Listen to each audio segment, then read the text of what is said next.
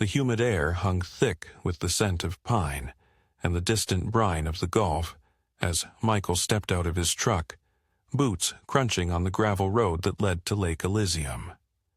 Rays of the setting sun pierced through the canopy, casting dappled shadows on the worn path ahead.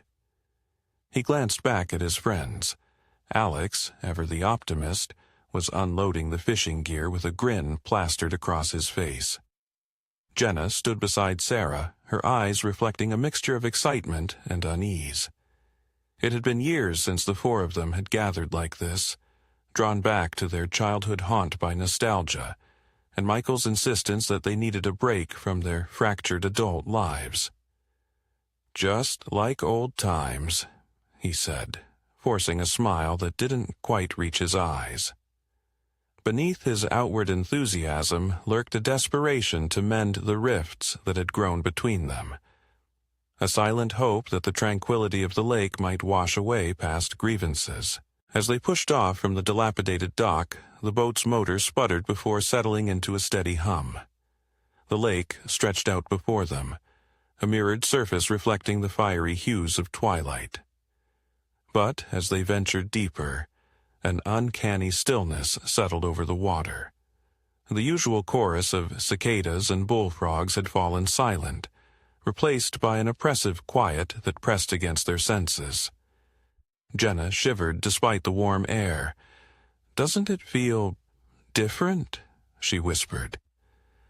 Sarah shrugged, but her eyes darted nervously to the shadowed tree line. "Probably just not used to the quiet after the city," Alex replied, though his knuckles whitened as he gripped the wheel. Michael felt it too, a lurking presence, as if the lake itself was holding its breath. They cast their lines, settling into a tenuous camaraderie as they reminisced about summers past. Laughter began to flow more freely, tension easing with each shared memory. But as the sun dipped below the horizon, painting the sky with streaks of blood red and indigo, Michael's reel jerked violently. "Got something big," he exclaimed, bracing himself against the pull. But instead of the expected struggle, the line went slack.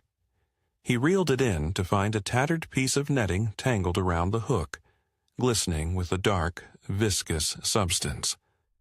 "What the hell is this?" Sarah leaned in, her face pale.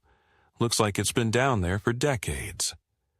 Alex frowned, pulling up his own line to reveal more of the decaying net. Their boat drifted over a submerged labyrinth of makeshift traps and snares, eerie silhouettes swaying beneath the surface. "This isn't right," Jenna murmured, her voice barely audible. "We should go." A sudden spotlight blinded them, searing through the darkness as a shadowy figure emerged on the shore. "You folks lost?" The man's voice was rough, carrying a thinly veiled threat. More silhouettes appeared beside him, the metallic glint of weapons evident even at a distance. Michael's heart pounded in his chest. "Just fishing," he called out, trying to keep his voice steady. "Well, you're on private property," the man replied coldly. "Best you move along." Alex scoffed. "Since when is a lake private property?" The tension escalated as the strangers stepped into a waiting boat, starting their approach. Jenna's eyes widened with fear. "They're coming this way," she hissed. Sarah fumbled with her phone. "We need to call for help." But there was no signal, only the mocking "no service" taunting them from the screen. The friends scrambled as the poacher's boat closed in, adrenaline fueling their frantic attempts to start the engine. It sputtered and died.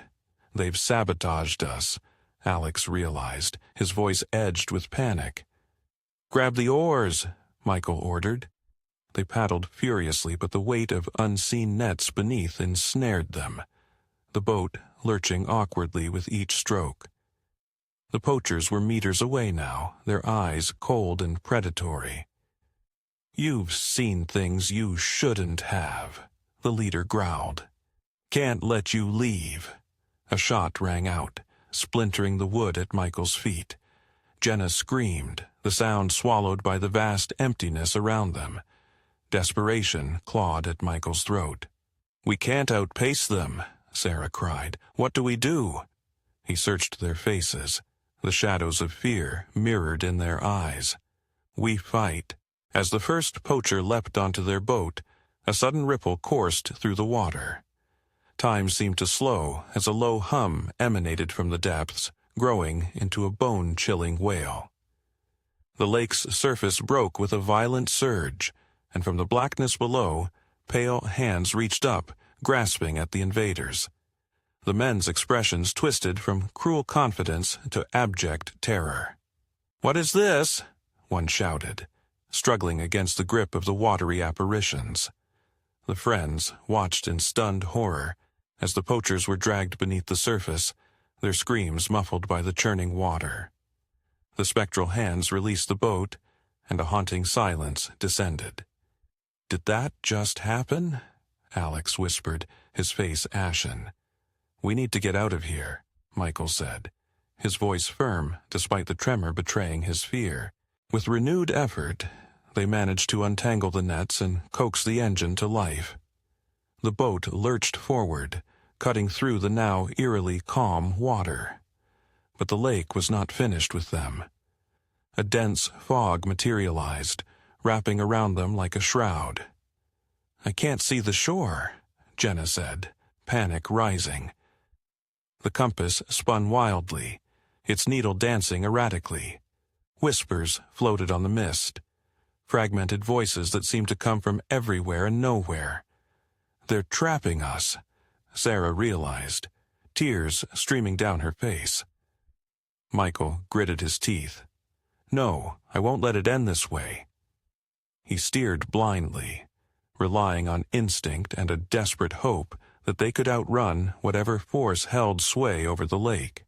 The fog thinned abruptly, revealing a shoreline that was both familiar and strange. They staggered onto solid ground, relief turning to confusion as they took in their surroundings. The dock was gone, replaced by a tangled mass of rotting wood. The trees loomed taller, their branches twisted into gnarled claws. "This isn't where we launched," Alex said, dread creeping into his voice. "Welcome back," a hoarse voice rasped. They spun around to see an old woman emerging from the shadows, her eyes milky and distant. "Lake doesn't let go so easily." Michael stepped forward. "Who are you?" She gave a toothless grin. "Just a watcher. Seen many like you. Folks who disturb the resting place." Jenna clutched Michael's arm. "We didn't mean to." The woman shook her head. "Intentions don't matter. Debts must be paid." As the realization sank in, the ground beneath them began to soften, their feet sinking into the muddy bank. They struggled, but the more they fought, the deeper they were pulled in. "Help us," Sarah screamed, reaching out to the old woman. She simply watched, a sad smile on her lips. The whispers returned, louder now, a cacophony of lamentations. Michael locked eyes with his friends, a profound regret washing over him. "I'm sorry," he choked out as the mud closed over his shoulders. In their final moments, the past grievances that had once seemed so monumental faded into oblivion. The lake reclaimed them, its surface undisturbed as the first light of dawn broke over the horizon. And in the stillness, Lake Elysium awaited its next visitors, the cycle destined to repeat,